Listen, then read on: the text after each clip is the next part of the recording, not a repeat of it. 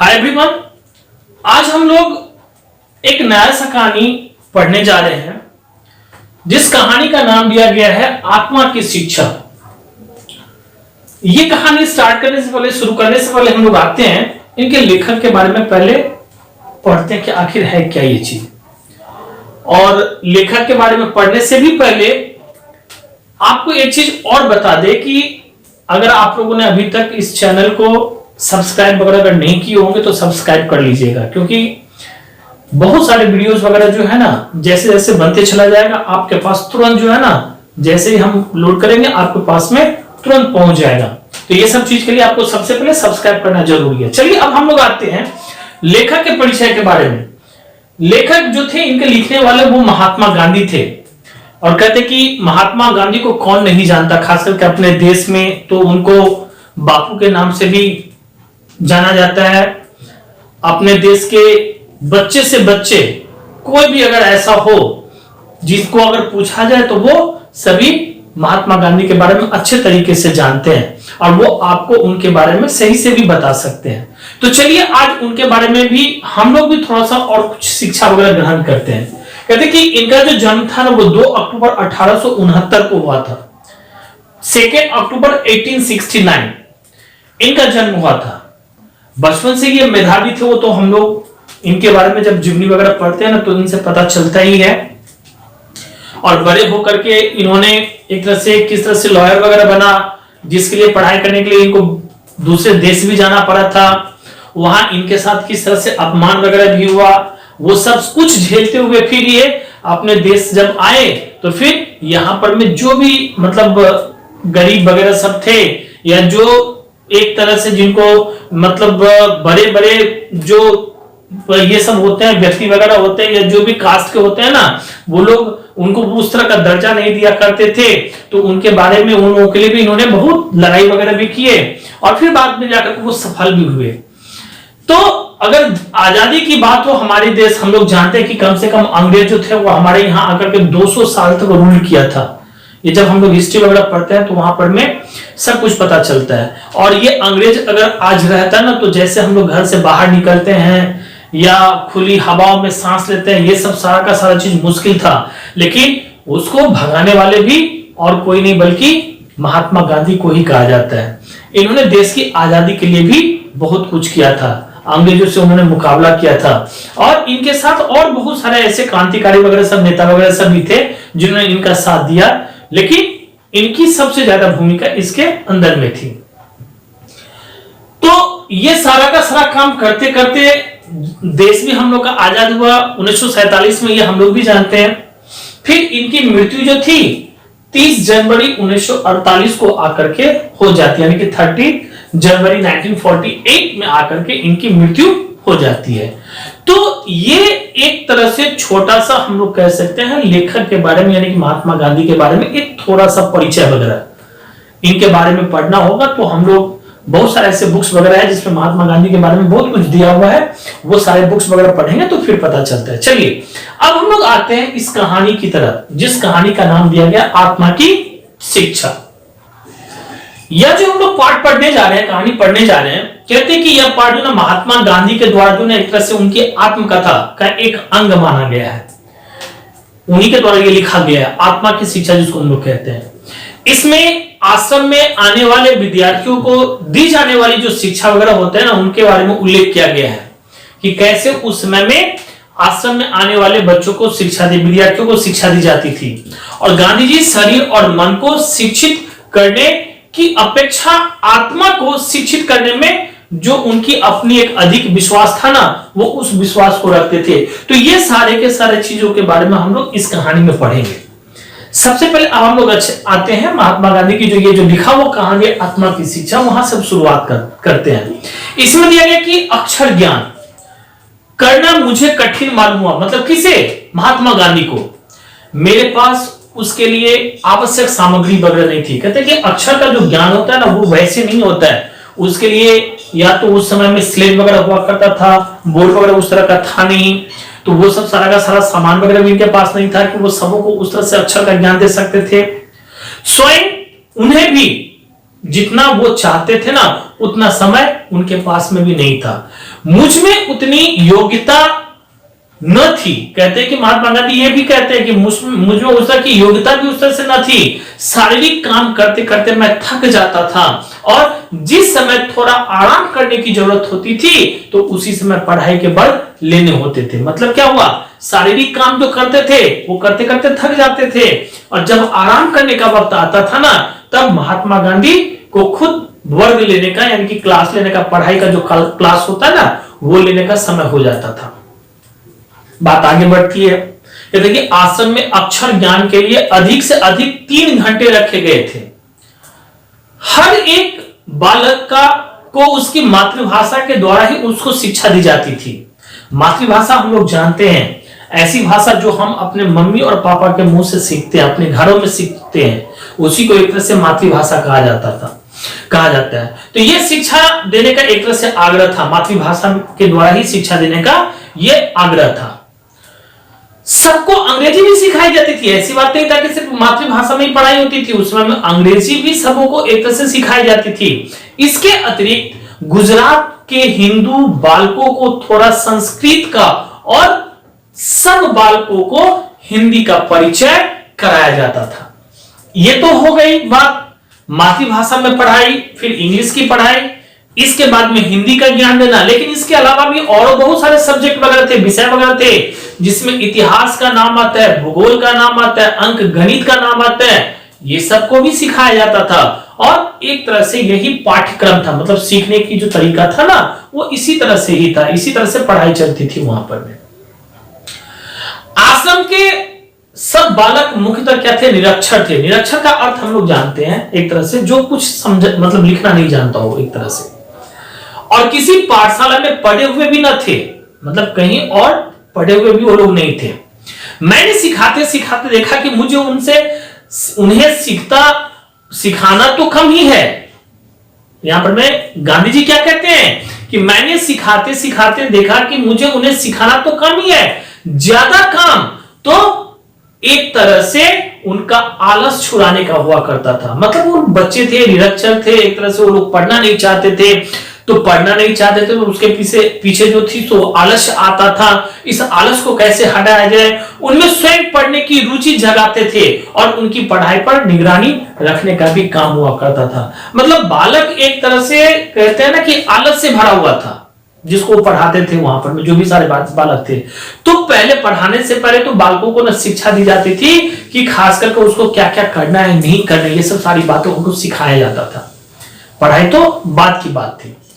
अब फिर कहते हैं महात्मा गांधी कि मुझे पाठ्य पुस्तक की आवश्यकता कभी प्रतीत ही नहीं हुई।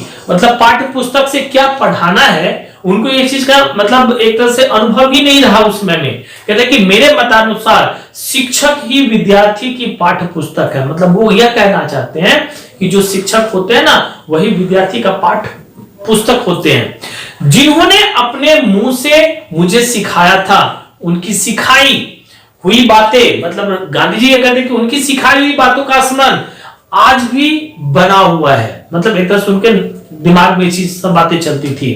और बालक आंखों से जितना ग्रहण करते हैं ना उसकी अपेक्षा कानों से सुनी हुई बात को थोड़े परिश्रम से और बहुत अधिक ज्यादा ग्रहण करता, मात्रा में ग्रहण कर सकता है। तो विद्यार्थियों की शरीर और मन को शिक्षित करने की अपेक्षा उसकी आत्मा को अगर शिक्षित करना पड़े तो मुझे अधिक परिश्रम करना पड़ा। मतलब क्या, खास करके गांधी जी को जो था ना उस समय में इस काम के लिए उनको ज्यादा से ज्यादा परिश्रम करना पड़ा। मतलब शरीर और मन को शिक्षित करने के लिए करने की अपेक्षा आप उनकी आत्मा को शिक्षित, मतलब जब तक उसके आत्मा में ये बातें नहीं आएगी कि हमें पढ़ना भी है तो गांधी जी कैसे पढ़ा सकते थे। तो वही चीज गांधी जी यहां पर में कहते हैं कि उनकी आत्मा को शिक्षित करने में मुझे अधिक परिश्रम करना पड़ा है।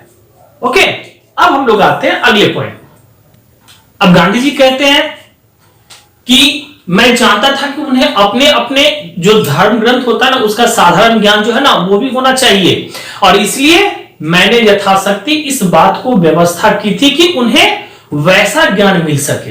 ये महात्मा गांधी चाहते थे। इसे मैं बुद्धि की शिक्षा का अंग मानता हूं।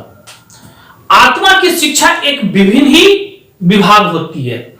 आत्मा का विकास करने का अर्थ है चरित्र का निर्माण करना। सबसे पहले ध्यान से सुनना है, आत्मा का विकास करने का अर्थ क्या होता है? चरित्र का निर्माण करना, ईश्वर का ज्ञान पाना, आत्मज्ञान प्राप्त करना। इस ज्ञान को प्राप्त करने में बालक को बहुत ही अधिक मदद की जरूरत होती है, और इसके बिना अगर सारी की सारी ज्ञान वगैरह अगर ना मिले ना, तो इसके बिना दूसरा ज्ञान जो है ना वो व्यर्थ माना जाता है, हानिकारक भी हो सकता है। ऐसा खास करके गांधी जी का जो था ना वो विश्वास था उन बच्चों के प्रति, चाहे उनके उस ज्ञान के प्रति। मैंने सुना है कि लोगों में यह भ्रम फैला हुआ है कि आत्मज्ञान बुढ़ापे के काल में प्राप्त होता है। कहते हैं ना कि ये आत्मज्ञान अभी नहीं होती है, जब बुढ़ापा होती है ना तब ये सब सारी की सारी ज्ञान वगैरह प्राप्त होती है, ऐसा गांधी जी सुनते थे। लेकिन जो लोग इस अमूल्य वस्तु को बुढ़ापे तक खींचते हैं, टालते हैं ना, वे आत्मज्ञान कभी भी प्राप्त नहीं कर सकते। वे बुढ़ापा और दूसरी ओर दयाजनक बचपन पाकर पृथ्वी पर भार रूप बनकर के जीते हैं। मतलब क्या हुआ कि सारा का सारा जीवन तो व्यर्थ ही बीत जाता है, बुढ़ापा आती है, लोग कितने दिन और जीते हैं। तो अगर बुढ़ापे में जाकर के आत्मज्ञान हो तब फिर इस पृथ्वी का तो एक तरह से वो बोझ ही होता है ना। ये चीज मानना था किसका? तो महात्मा गांधी जी का। और इस प्रकार का अनुभव एक तरह से व्यापक पाया जाता है, ऐसा गांधी जी का सोच था, ऐसा गांधी जी मानते थे। आत्मिक जो शिक्षा होती है किस प्रकार की दी जाए, तो इसके लिए गांधी जी ने क्या निश्चय किया कि मैं बालकों से भजन गवाता था। मतलब भजन वगैरह होते हैं ना भगवान सबके, वो भजन गवाते थे, उन्हें नीति की पुस्तकें पढ़ करके सुनाते थे, किंतु इससे भी मुझे संतोष न होता। गांधी जी कहते इतना सारा चीज करने के बावजूद भी उनको संतोष नहीं होते थे। अब भजन हम लोग 21st सेंचुरी में सही बात है कि आ चुके हैं, ये बातें जब सुनते हैं तो हंसी आती है, अरे स्कूल में और वो भी भजन, पाठशाला में और वो भी भजन। हमारे यहाँ तो प्रेयर वगैरह होते हैं, तो प्रेयर को ही भजन कहा जाता है। हम लोग प्रेयर भी करते हैं, लेकिन उस समय में क्या होता था ना कि एक तरह से भजन होते थे। अभी भी बहुत सारे ऐसे स्कूल वगैरह है जहां पर में शुरुआत में जो होती है ना वो भजन ऐसे किए जाते हैं, चाहे वो सरस्वती वंदना से रिलेटेड हो, चाहे बहुत सारी ऐसी ऐसी वंदना होती है, उसको पहले गाया जाता है। तो ये सब सारा चीज से करने के बाद में गांधी जी को ना एक तरह से संतोष न होता था। तो उन्होंने क्या देखा कि यह ज्ञान पुस्तकों द्वारा तो दिया जा सकता है, शरीर की शिक्षा जिस प्रकार शारीरिक व्यायाम द्वारा होता है, एक्सरसाइज जिसको हम लोग कहते हैं एक तरह से, उस तरह से जो प्राप्त किया जा सकता है, और बुद्धि की शिक्षा बौद्धिक व्यायाम द्वारा, उसी प्रकार आत्मा की शिक्षा भी आत्मिक व्यायाम द्वारा दी जा सकती है। ऐसा चीज जो था ना वो मानना था किसका? गांधी जी का। इसलिए यहां पर कहते कि युवक हाजिर हो चाहे ना हो, शिक्षक को सदा सावधान रहना चाहिए। मैं झूठ बोलूं और बालकों को सच्चा बनाने का प्रयास करूं तो यह व्यर्थ होता है। सही बात है नहीं कि जो टीचर आपको, जो शिक्षक आपको ज्ञान दे रहे हैं वो ज्ञान तो आपको भले के लिए दे रहे हैं, लेकिन वही अगर शिक्षक आपका भला ना हो, उस ज्ञान को वो भी अगर ना फॉलो करे तो फिर उनका ज्ञान क्या होता है? व्यर्थ होता है, निरर्थक होता है। इसलिए सबसे पहले शिक्षक को भी उसी तरह का ज्ञान अपनाना चाहिए, ऐसा मानना था किनका? गांधी जी का। तो गांधी जी भी यही कहते हैं कि इस तरह से शिक्षक को भी ना खास करके उस तरह से प्रयत्न करना चाहिए। डरपोक शिक्षक अपने शिष्यों को संयम कैसे सिखा सकते हैं? सही बात है नहीं? जो टीचर खुद ही डरपोक होंगे, शिक्षक खुद ही डरपोक होंगे, वो बच्चों को संयम कैसे दिखा सकते हैं, सिखा सकते हैं? तो मैंने एक तरह से यह समझा कि मुझे अपने पास रहने वाले युवक और युवतियों की जो सम्मुख उदाहरण बनकर के रहना चाहिए, और इस प्रकार मेरे शिष्य ही मेरे शिक्षक बने। ऐसा भी कहा जा सकता है कि आश्रम का मेरा अधिकतर जो संयम था ना इन युवकों और युवतियों की बदौलत ही था। मतलब वो लोग जो हमारे साथ रहते थे उनसे भी मैं बहुत कुछ सीखता था, ऐसा मानना था उस समय में गांधी जी का। आश्रम में एक युवक बहुत ही उधम मचाता था। उधम का अर्थ होता है ना बदमाशी करना, जिसको हम लोग कहते हैं। बच्चे जब घर में बहुत बदमाशी करते रहते तो हम लोग भी कहते हैं तुम बहुत ज्यादा उधम मचा रहे हो, है नहीं है? तो कहते हैं गांधी जी की उस समय में आश्रम में एक युवक था जो बहुत ही उधम मचाता था, झूठ बोलता था और किसी से दबता नहीं था। मतलब कोई अगर उसको चुप रहने की भी बोलता था ना, वो तो कभी नहीं करता था। और एक दिन उसने बहुत ही उधम मचाया, मतलब एक दिन जो था ना वो बदमाशी बहुत ज्यादा कर डाला। मैं घबरा उठा। गांधी जी जो थे वो क्या बोले कि मैं घबरा उठा, मैं विद्यार्थियों को कभी सजा नहीं देता था और इस बार मुझे बहुत ही क्रोध हो आया। मैं उसके पास गया। किसके पास? जो व्यक्ति, जो युवक उस समय में उधम मचा रहा था, वो उनके पास पहुंचते हैं और समझाने पर वह किसी तरह से, किसी प्रकार से समझने की कोशिश ही नहीं करता है। उसने मुझे धोखा देने का भी प्रयत्न किया। गांधी जी ने कहा कि उसे वो व्यक्ति धोखा देने का भी प्रयत्न किया। मैंने अपने पास पड़ा हुआ डंडा उठा करके और उसकी बाह पर मैं दे मारा, गांधी जी ने कहा। और मारते समय में एक तरह से ना कांप भी रहा था, क्योंकि आज से पहले, उस दिन से पहले गांधी जी ने किसी बच्चे को उस तरह से, व्यक्ति को उस तरह से मारे नहीं थे। तो विद्यार्थी रो पड़ा, जो बच्चा था वहां पर में, वो एक तरह से रो पड़ा और उसने मुझसे क्षमा भी मांगी। गांधी जी से क्षमा भी मांगा गया। क्षमा मांगने के बाद में जैसे लगा कि उसे गांधी जी के डंडे से जो था ना एक तरह से दुख का दर्शन हो चुका था। किसको? वह उस व्यक्ति को, युवक को जो उधम मचा रहा था। और इस घटना के बाद में उसने फिर कभी उससे मेरा कभी सामना न हुआ। गांधी जी का सामना उस व्यक्ति से कभी नहीं हुआ। लेकिन कहते कि उस दिन उसे पीटने का पछतावा गांधी जी के दिल में भी था और वो तब तक बना हुआ रहा। उसे पीटकर मैंने अपनी आत्मा का नहीं बल्कि अपनी पशुता का दर्शन कराया था। पशुता का अर्थ क्या होता है? मतलब एक तरह से जानवरों जैसे, जिसको हम लोग व्यवहार कहते हैं। पशुता का अर्थ ही होता है कि एक तरह से जानवर जैसे जो व्यवहार होता है। तो बच्चे को मारने, यानी कि उस युवक को मारने का जो एक उनका जो तरीका था ना, तो उनको ऐसा लगा कि मैंने उनके साथ में गलत व्यवहार किया। मैं बालकों को मार पीट करके पढ़ाने का हमेशा ही विरोधी रहा हूं। मतलब गांधी जी ये कहते हैं कि मैंने कभी भी बालकों को मार करके पढ़ाया नहीं था। डंडे से पीटने की इस घटना ने मुझे इस बात के लिए अधिक सोचने को भी विवश कर दिया कि विद्यार्थी के प्रति शिक्षक का क्या धर्म होता है। सिर्फ डंडे से ही मारपीट करके बच्चे को पढ़ाया जाए, ऐसा कोई तरीका नहीं है। ऐसे भी बात उनके दिमाग में चीज आने लगा। उसके बाद से युवकों द्वारा ऐसे ही दोष हुए, लेकिन मैंने फिर कभी दंड नीति का उपयोग नहीं किया। गांधी जी क्या कहते हैं कि उसके बाद से, उस युवक के बाद से और बहुत सारे ऐसे युवक ने बदमाशी किए, इसी तरह से उधम भी मचाया, लेकिन फिर कभी भी उन्होंने इस तरह का दंड नीति का उपयोग कभी नहीं किए। और इस प्रकार आत्मिक ज्ञान देने के प्रयत्न में मैं स्वयं आत्मा के गुण को अधिक समझने लगा। तो जो शिक्षा वो उस समय में बच्चों को दे रहे थे ना, उसी शिक्षा से आते आते गांधी जी को भी खुद ब खुद उस आत्मा की शिक्षा का भी खुद ब खुद ये अनुभव हुआ कि जो मैंने काम किया वो नहीं करना चाहिए था। तो इस तरह से कहानी यहां पर में आपका खत्म हो जाता है। Okay, that's all.